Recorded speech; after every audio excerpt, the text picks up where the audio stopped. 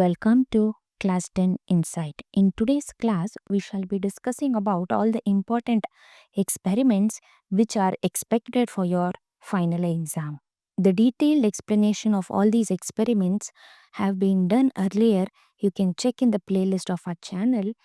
We will be doing just we will be revising just the important key points in this video.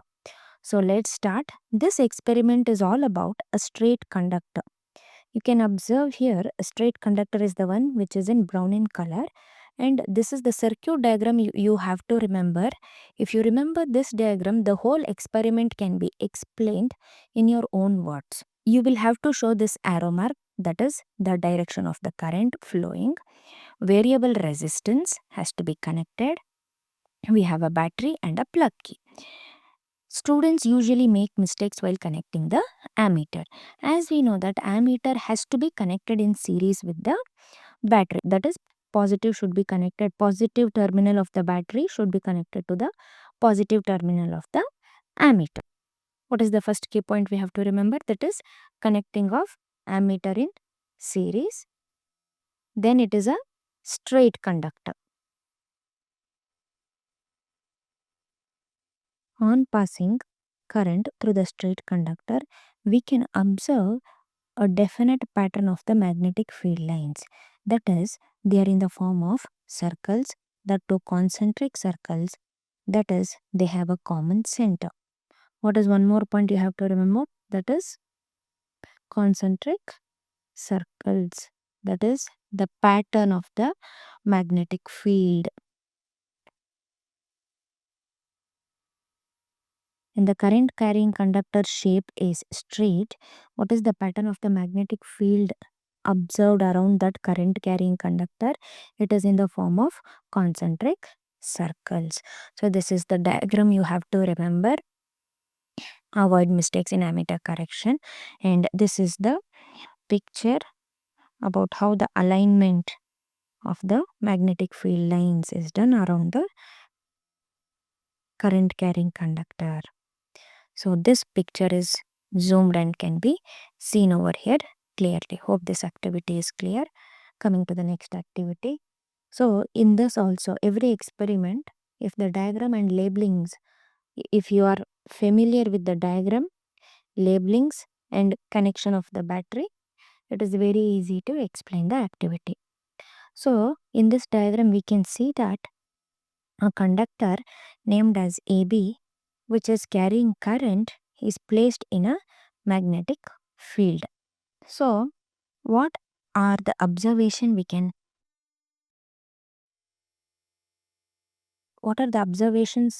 that can be made when this current carrying conductor is placed in a magnetic field? They have used a horseshoe magnet for that.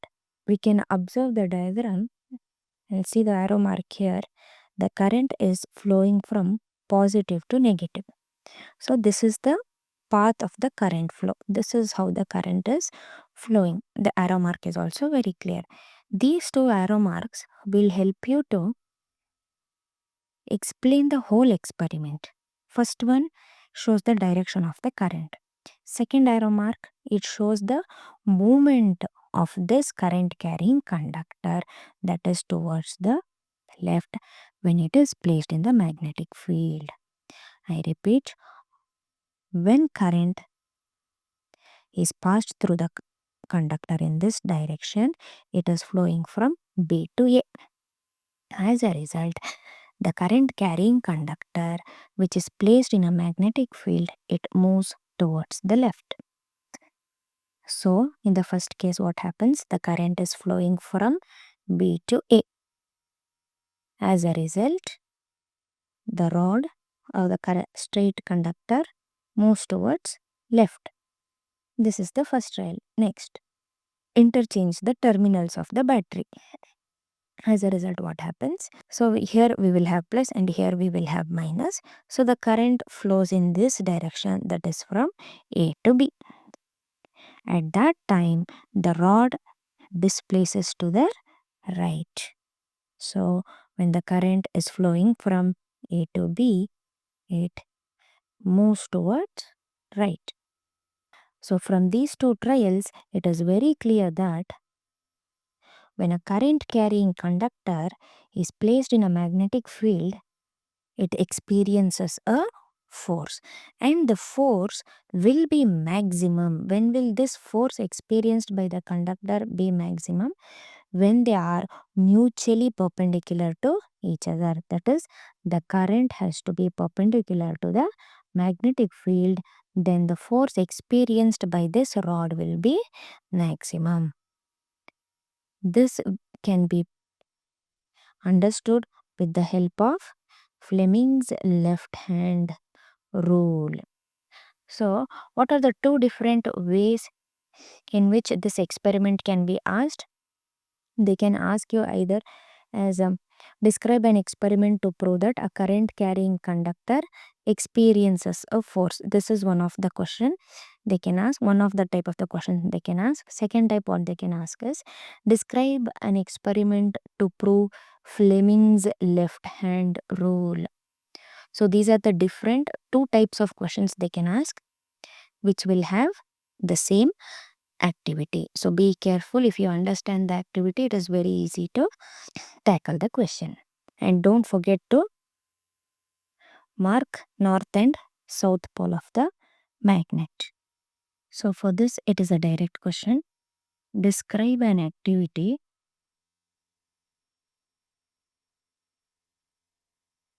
to show that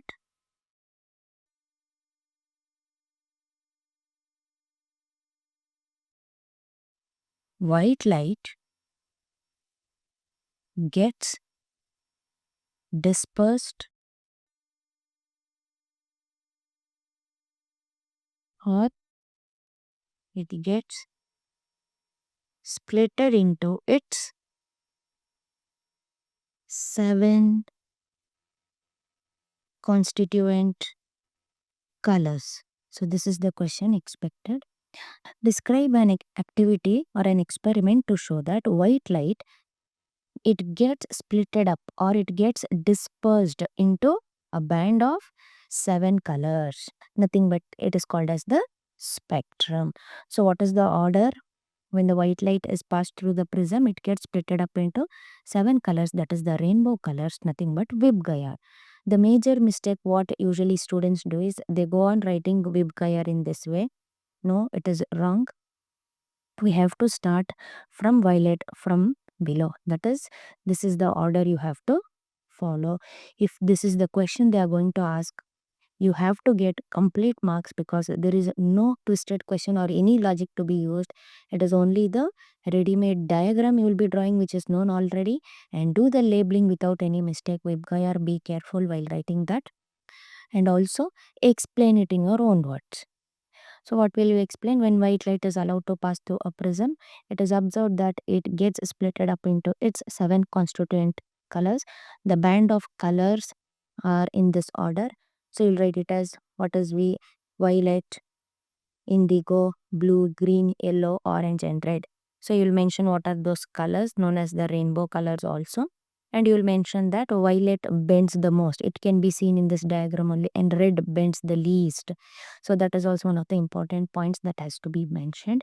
If at all you know the diagram perfectly without any mistake, then you'll be in a way, then you'll then it is very easy to highlight the key points and explain. Coming to one of the most important and expected question. Many of the students tend to get confused with this activity and the previous activity. What is this previous activity about? Here we will say that, we will prove that white light when it is passed to the prism, it gets splitted up into 7 colors. But what about here? White light, it is passed to the prism, is passed through the prism, it gets splitted up into the band of 7 colors known as spectrum. Then it is allowed to pass through the inverted prism. This is very important. When it is allowed to pass through the inverted prism, what happens? The spectrum itself will be incident. So as a result, what happens? It recombines. And what do we see? That white light emerges out from that inverted prism. Many students get confused with the previous activity. Previous activity was only about this single prism where white light is passed to the prism, it gets splitted up into 7 colors. So But here what else extra is being done here is we have an inverted prism. As a result, what happens? That spectrum of colors, that is the band of 7 colors, when it is passed through the prism, it recombines to form the white light. So what will this experiment prove? It proves that white light is made up of 7 colors. So, if at all the question is asked as describe an experiment to prove that white light is made up of 7 colors, so this is the experiment you will have to explain. It is not the previous activity which involved only one single erect prism where white light gets dispersed into 7 colors. So when we have a single prism, we will be proving that white light gets dispersed into 7 colors. There we will not prove that. There there we will not prove that white light is made up of 7 colors. Just because it gets splitted up into 7 colors, it doesn't mean that it is made up of 7 colors. When will we prove that white light is made up of 7 colors? When this passes through the inverted prism and those band of 7 colors, they recombine and give back the original product, that is the white light. Hope this experiment is clear. This is the important activity. So all the 4 activities which we have explained in this video are most expected and important.